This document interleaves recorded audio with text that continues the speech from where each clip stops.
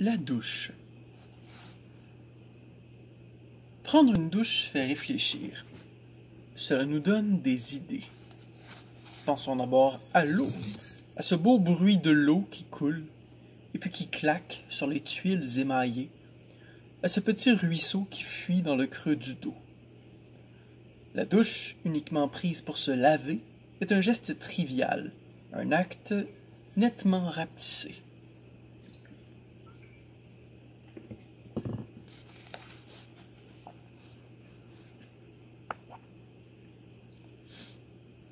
Les éléphants adorent les douches.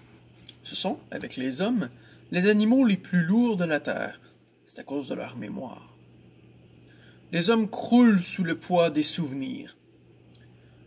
Ils ploient sous le joug des remords. Ils transportent des chaînes, des montagnes de vieilles chaînes rouillées. Les hommes sont des camions, tirant de grosses remorques, toutes remplies d'images anciennes. Ils déplacent des chargements écrasants, des conteneurs bourrés de scrapbooks. Les douches font reluire les machines éreintées. Elles sont les grandes absolutions. Confessionnal de l'eau, onde privée, recoin humide, refuge primal. C'est la tanière du blessé. Nul n'entre dans ta douche s'il n'y est invité. Les misérables peuvent y pleurer sans se faire remarquer, sans que personne vienne les y rejoindre pour les encourager. Est-ce de l'eau? Sont-ce des larmes? Nul ne le sait.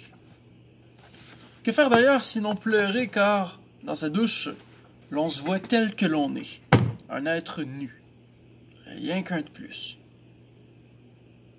Il est courant de prendre sa douche les yeux fermés, afin de ne rien voir de son corps amoché. Il y a encore les mensonges moraux que l'eau et les meilleurs savons ne parviennent pas à laver. Lorsque l'avocat revient de plaider, il prend une grande douche. Comme le stipule une vieille et très ancienne règle du barreau. La plupart des assassins se douchent beaucoup moins. Prendre sa douche en plein désert, la prendre encore en plein hiver, rêver au chaud dans un geyser, voilà comment j'aime aborder la fin du jour et le début de mes journées.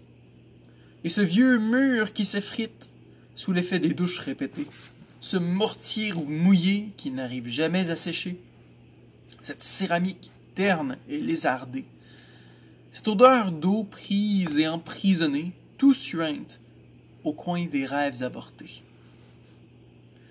Des centaines de scénaristes ont voulu, dans leur douche, voir leur héros assassiné. On se croit à l'abri, et voilà que le psychopathe aux mains rouges et au couteau rouillé se cache méchamment derrière le rideau fripé. Pour cette raison, je prends toujours ma douche avec mon revolver, la bédaine ceinturée. Le plancher de ma douche est jonché de pétards mouillés. J'ai ce souvenir du Portugal. Ensemble, nous prenions une douche bien froide, au milieu d'un terrain vague, oublié du malheur et des hommes.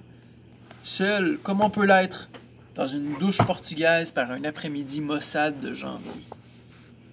Nous nous frottions, nous nous aimions. C'était le temps de l'arrogance. Regaillardis et innocents, les cheveux propres, le crâne luisant, nous avions défié l'univers, lui déclarant que nous étions heureux, qu'il n'y était pour rien. Nous sommes toujours enfants lorsque nous sommes heureux. Et quoi de plus méchant qu'un enfant à ses jeux? Prendre sa douche au sommet d'une tour, prendre sa douche avant et puis après l'amour, joindre l'hygiène à la tendresse, le voyeurisme à la caresse, c'est tout un art que d'être nu à l'ère du déshabillé. Prendre sa douche est un acte de piété, un rituel de la méditation devant le mur de ses propres lamentations. C'est dans la douche, finalement, que l'on découvre d'un seul coup les premiers signes du temps qui fuit.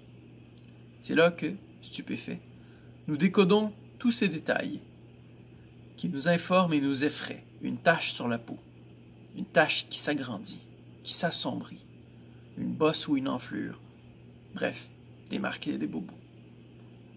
Dans les cabinets de médecins, une triste histoire sur deux commence par cette phrase inévitable. Je prenais ma douche lorsque...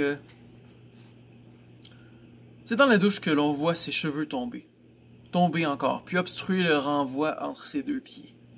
Ce qui fait bien l'affaire de l'eau, qui chérit les débris de la vie, qui aime bien flâner sur le plancher et qui déteste être renvoyée. Pensons toujours à l'eau, à la magie de l'eau captive des tuyaux. L'eau de la douche est bénéfique, certains diraient même amniotique.